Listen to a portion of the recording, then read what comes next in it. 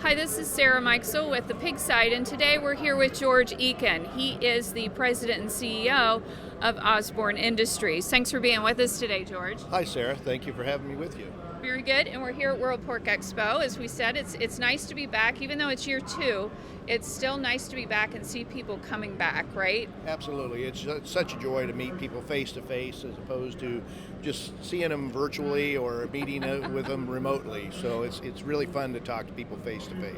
Yeah, and we've seen more producers back certainly than we had last year. Maybe not to full levels, but definitely getting there. So it's nice to see. So tell me a little bit about what's new at Osborne. I know you've got a new piece of equipment here you want to talk about. Yeah, absolutely.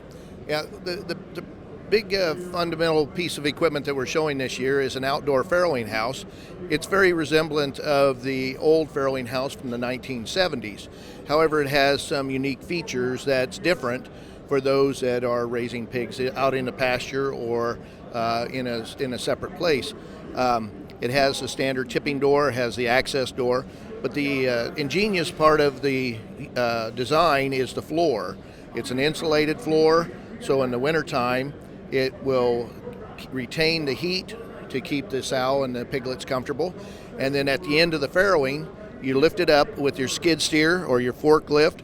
You lift it up and you pull some pins and the doors open up, dump all of the straw and waste down onto the ground, and then the doors will come up to the side to where you can simply pressure wash it to get rid of any of the disease and dirt and so forth. But also in the summertime, you can lock those doors up on the outside and you can take advantage of the ground cooling to keep the piglets and the sow cool. So it is a unique design. It's one that Osborne Industries has come up with, and we're excited about offering it to those that are outdoor pig raising.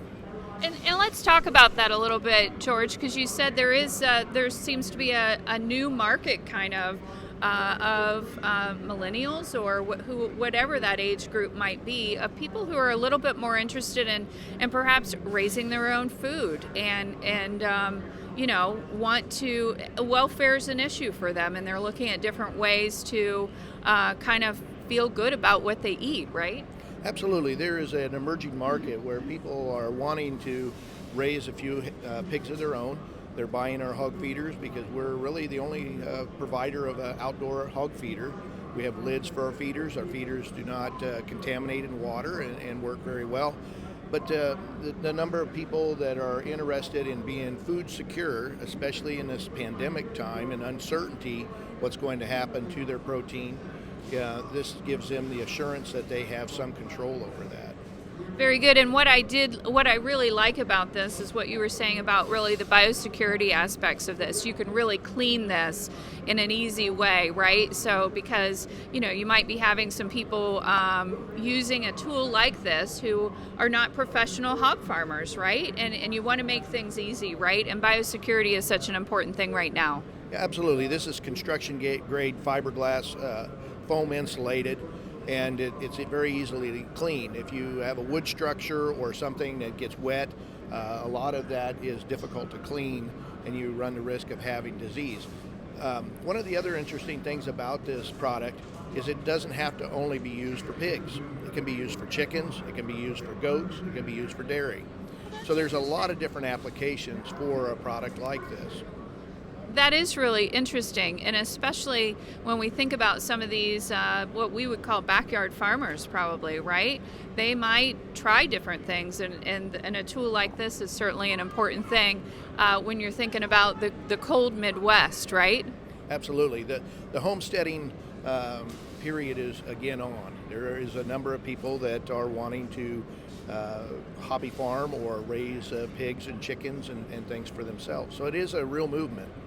Very good. Well, I told you when I first walked in, I haven't seen something like this since my daddy was raising pigs on pasture in the 70s, and it certainly did not look like this, right? This is luxury, and certainly built for the times, I would say. Yeah, absolutely. We're excited to take care of our customers and come up with new products and answer whatever their needs may be. Very good. Well, thanks for all the information today, George. Thank you for having me, Sarah. This is Sarah Mikesell with the Pig Site.